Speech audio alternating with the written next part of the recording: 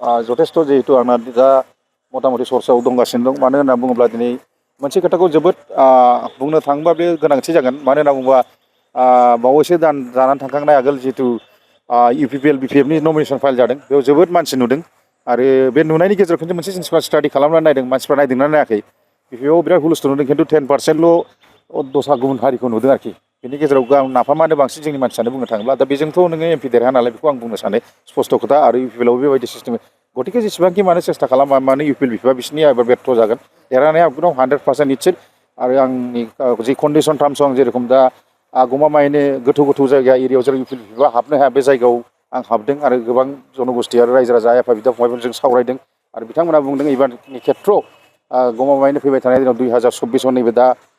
जितु दा आंनि नैबे नेतृत्व जे पाब्लिकेसन पार्टिनिफ्राय बेयाव हाबनो 100% खाथां खुनु जों प्रतिनिधि जानाय नङा आरो खुनु माबाया केन्डिडेटआ मथा-मथि नैबे कन्डिसनाव नुदों जे चेलेन्ज खालामनो हाथावथाव फैयाखै आरोखि बर्थमान दानि नुनायाव खारन आं बेखौल' बुंगोन जेखिजाया नैबेनि खेथ्रआव क'क्राझारनि खेथ्रआव दे आं जिहेतु आंनि नैबे दा पार्टिया पाब्लिकेसन पार्टिया बेयाव खुनु माबाजों एलायन्स गैया जोंना इउपिपिएल बिपिएफजों बा एनडिएजों कंग्रेसजों निजा बबिया मोनसे जिहेतु जोंनि बर' जाथिनि गेजेराव आइ आफा बिदा फंबायनि बिभिन्न जनगोष्ठीया बे खोथाखौ बुंदों जे मोनसे रिजनाल पार्टि नांगौमोन होननानै गतिके दा नैबे जे मोनसे चान्स मोननायलाय आरो पाब्लिकफ्रा बे जिनिसखौ गोबाङैनो लुबैनानै दंमोन जे बायद'आवसो जोङो जिहेतु जायगा गैयैयाव सार मेगन मेसेबनानै जोङो जे बे इउपिएल बिपिएफखौ जों सायख'योमोन खिन्थु नैबे खेथ्रआव जे नोंथाङा फैबायब्ला जों निस्सय जों क'क्राझारनि खेथ्रआव जोङो जिखुनु जाया नोंथांनि पार्टिखौ जों जेरेखम पाब्लिकेसन पार्टिनि नेतृत्व नोंथांखौ देरहासार खालामगोन बे खोथाखौ बुंदों आरोखि दाथ' आंनि मथेबा आं साननाय मथे बिथाङा गेलेनो मोननायाथ' दुरि खोथा जोंहा 10 बोसोर बेयो जोंनि ट्राइबेल जनगोष्ठी जिखुनु राभा गार' बर'खौ जेरेखम बे थगायनानै जाबाय आंनि मथेबा स्ट्रंलि आं बेखौ बुंनो सानो जे बिथाङा हाइकर्टआव जिहेतु अर्डार होसेयावबो लासै जोंनि दिनै गावसोरनि माखासे मानसिफ्राबो बुंदों जे थैनाया साबसिन मा मोखाङै बिदि फैनो हाबावखै बियो आं बेखौसो लाजिनो ओंखारदों आरोखि 10 बोसोर बे थगायनानै जाबाय लुथिनानै जाबाय बिथांखौथ' आं बुंगोन 100% निस्सय बिथाङा दा जेलाव थांनांगौ आं बेखौल' आर'ज खालामो गसाइनाव आर'ज गाबनानै बुंगोन बेखौ सियर बिथाङा जेल जासे जानानै बिथांखौ 10 बोसोर 15 बोसोर जेल जाहोनानै बिथांखौ एकदम मोनसे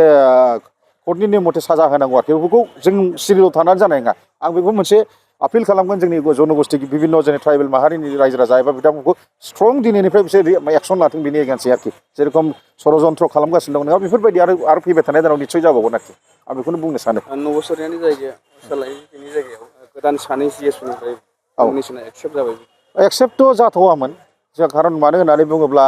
बेखौ बारा मोनथिनो रोंला खिन्थु आंहा मोनसे साननाय हनाय आं मोनसे दंमोन आरोखि आंनि साननाय मथे आइडियलजियाव बे आंनि पार्सनेल बेक्तिगत आं होनो सानदों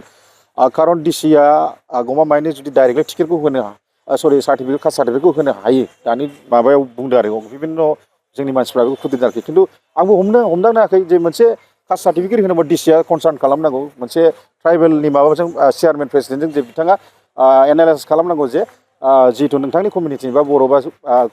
कसारि जेनेबा राभा गार'निफ्राय नंगौना बे खोथाखौ आरोखि डाइरेक्टलि डिसिआबो बेबायदि ट्राइबेल सार्टिफिकेटखौ जुदि गोसो जानानै होयोब्ला बेबायदिथ' फैबाय थानायाव बिदिबा जोंनि दिनाव खैफोदाव गोलैगोन निस्सय गमामायैनो नुनो मोन्दों दा गतिके आं बेखौनो बुंनो सानो फैबाय थानाय दिनाव जिखि पार्टियानो जाया मानो आरो जिखि जोंनि ट्राइबेल माहारियानो जाया मानो बिथांमोना स्ट्रं बेखौ एक्सन लानांगौ आरोखि आंनि हिसाबाव खारन जाहाथे फैबाय थानाय दिनाव बिदि जानो मोना आरो मैया सबसे सिगां आंनो जेन'बा माखासे कुइसन सोंग्रोनाय जादों माखासे स्क्रुटिनिनि गेजेराव आं डिसिखौबो बुंदों माखासे खोथाखौ दा डिसिआ बेनि खेथ्रआव आंखौ एसे रागा जोंनाय बायदि खालामदों आरोखि खुद्रिदों जे नोंथाङा नोंथांनि दायित्वखौ मावबाय था दा आंहा टाइम गैया बेखिनिल' खिन्थु बिथांखौ आङो जेबो बुंला दा बिथाङा गावनि दायित्वखौ मावदों खिन्थु आं सानदोंमोन आरोखि माखासे केन्डिडेटखौबो एसे अपस खालामजानो लुबैदों बे खेथ्रआव गोबाङैनो नुदों गोबां जनगोष्ठीफ्रा आलदा रोखोमै बिसोरबो गेलेदों दा आंनि साननायाव आरोखि बे डिसिआ मा हिसाबै होनो आरोखि ट्राइबेल कास्ट सार्टिफिकेट आं बुंनो सानदों जुदि डिसिआ जुदि होनोब्ला खिन्थु बे मोनसे जोंनि थाखाय ट्राइबेल संगसेया माबा थायो प्रेसिडेन्ट सेक्रेटारि बिदिनो कनसार्न खालामनांगोन बबे जातिनि बे नंगौना नङा बेफोरबायदि खेथ्रखौसो स्पस्ट मोननानैसो बिथाङा साइनखौ होनांगौ नङाबाथ' गमामायैनो जुदि डिसिआ फैबाय थानाय दिनाव बेथ' एकदम जालि फेकआ जाखागोन 100% बेफोरबायदि आरोखि जाबावनायखौ नुहुरदों दा गतिके ओंखायनो प्रटेक्टआ जोंनि जनगोष्ठी आइ आफा बिदा फंबायखौ आं